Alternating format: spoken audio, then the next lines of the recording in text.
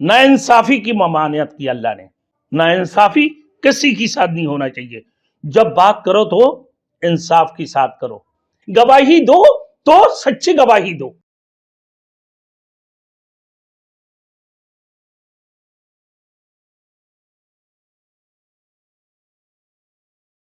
Thanks for watching. Don't forget to like, comment, share and subscribe to Maulana Habibullah Rouhani Official. आगे फरमाया अल्लाह रब्बुल आलमीन, वइजा कुल्तुम फादिलू, इंसाफ। मेरे दोस्तों 8वां नंबर में इंसाफ। नाइंसाफी की ममानियत की अल्लाह ने। नाइंसाफी करना यह हराम है। नाइंसाफी किसी के साथ नहीं होना चाहिए। जब बात करो तो इंसाफ के साथ करो, गवाही दो तो सच्ची गवाही पेश करो। ऐसे ना हो वला कान दा कुर्बा, कि ऐसे ना हो कि तुम अपना रिश्तेदारी की वजह से, अपना अजीजो अकारिब की वजह से या अपना बिरादरी की वजह से तुम झूठ बोला। मेरे दोस्तों एक मोहल्ला में एक बंदा हो,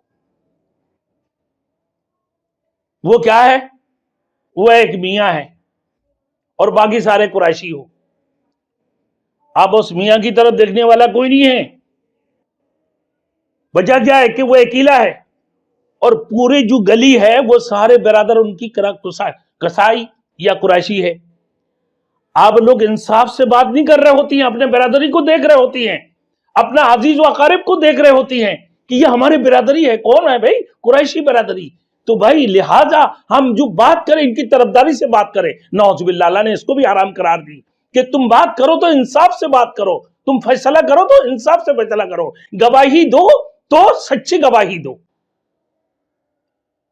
ऐसे ना हो कि तुम जो गवाही पेश करो झूठे गवाही पेश कर रहे हो। ऐसे ना हो तुम इंसाफ की बजाय नाइंसाफी कर रहे हो आगे वाले के साथ में। वो अकेला होने की वजह से उसके साथ तुम नाइंसाफी करते हो और वो तुम्हारे पूरा बरादरी और पूरा कुंबा होने की वजह से तुम सारे के सारे इसकी मुखालिफत में खड़े होकर इसके ऊपर जुल्म कर रहे होते हो। फिर अल्लाह की अजाब आती है इन सूरतों में। हमने अक्सर देखा हो मेरे दोस्तों कि भाई एक मोहल्ले में लड़ाई हो गई, वहां फड्डे बड़ी तेजी से हो रहा है, डंडे बरसाने वाले बहुत सारे आगे, और आगे वाला अकेला बंदा है। वो 10 डंडे लेकर एक बंदे को मारना शुरू कर दिया, उसको दुनिया से खत्म कर दिया, निस्ते-नाबूद कर दी, उसको मौत की घाट पहुंचा दिया। तो ये नाइंसाफी किया ना। इस नाइंसाफी को अल्लाह रब्बुल इज्जत ने हराम करार दी है। अब ये कौमियत के ऊपर आ जाती है कि भाई ये कौन है। हमने देखा मेरे दोस्तों अभी कुछ अरसा पहले, 8-10 साल पहले की बात है कि भाई पैंट पहना हुआ कि भाई उर्दू बोलने वाले, अब उसको ले गए, उसकी कान भी काट दी, उसकी नाक भी काट दिया, उसकी कान उसकी नाक सब कुछ काट दी। अब दूसरे ग्रुप आ गए, ये कौन है भाई? ये भाई पश्तो बोलने वाले। अब उसको पकड़ के मेरे दोस्त को उसकी नाक कान काट दिया, उसकी खसिया काट दी। है क्या अफसोस की बात है। मुसलमान कहां पर, ये सारी के सारी कलमा को है मेरे दोस्तों, मगर जमीन के अंदर फसाद को बर्पा कर दी नाइंसाफी की वजह से। अल्लाह ने इस नाइंसाफी को हराम करार दी है। अब मेरे दोस्तों इसी तरीके से इंसाफ करने वाले वो जज हो, वो अपना अजीज व अकारिब को देखकर, भाई जमीन जायदाद की बातें हैं, आप देखा कि भाई ये तो हमारे बिरादर की है। अब जिसने केस मुकदमा कर दी है, अब पता चली वो गायर है और जबकि वो जमीन उसकी है। अब जब कोर्ट में पहुंचा, अदालत में पहुंचने के बाद उसकी हक पे फैसला नहीं होता है, उसके अपना अजीज व अकरब को देखकर उसकी हक पे फैसला कर देता है। अब वो बंदा अकेला बेसहारा हो गए। तो ये हराम है, अल्लाह रब्बुल इज्जत ने हराम करा दिया। फरमाया वाकीमु शहादत लिल्लाह, हमेशा हक की गवाही दो और बात करो तो इंसाफ से करो, ना इंसाफ वाली बात ना करो। इसकी खिलाफ करना हराम है, अल्लाह ने इसको हराम करार दी है। मेरे दोस्तों ये 8वां नंबर गया है। इंसाफ की बात करो, गवाही दो, सच्ची गवाही दो, तरफदारी करो तो वो भी इंसाफ के साथ हो। ऐसे नहीं कि तुमने अपने बिरादर को देखकर, अपना कौमियत को देखकर, अपना अजीज व अकारिब को देखकर तुमने नाइंसाफी से बात करना शुरू किया। नाइंसाफी अगर फैसला करते हो, कहीं पंचायतें करते हो, तो फिर वो फैसला में भी ऐसे नहीं कि उससे रिश्वत लेकर आगे वाले से पैसे खाकर या माल खाकर उसकी दौलतें खाकर जो है ना उसकी हक पे तुम फैसला दे देते हो, ये भी तुम्हारे लिए नाइंसाफी, तुम्हारे लिए क्या है, ये हराम है। अक्सर कोर्ट में अदालतों में ये बातें पहुंच रहे होती हैं कि भाई उनकी अजीज व अकारिब है तो उनके हक पे फैसला हो गई, और जबकि हकीकत में देखा जाए तो वो उसकी माल था, उसकी जमीन था, उसकी जायदाद था। अल्लाह रब्बुल इज्जत ऐसे नाजायज चीजों से, ऐसे नाइंसाफी चीजों से हमें हिफाजत फरमाए, क्योंकि अल्लाह ने इसको हराम करार दी है। बात करो इंसाफ वाली, झूठ नहीं, सच बात करना, गवाही दो सच्चे, वाकई मुशाहदत लिल्लाह, और हमेशा हक की गवाही दो, और बात करो तो इंसाफ से करो, नाइंसाफी वाली बात मत करो, उसकी खिलाफ करना यह हराम है। आजकल पूरे दुनिया में इसे लूटामारी हो रहे हैं इन चीजों के ऊपर। ये तासुब भी हराम है, असबियत ये अल्लाह के रसूल ने हराम करार दी है।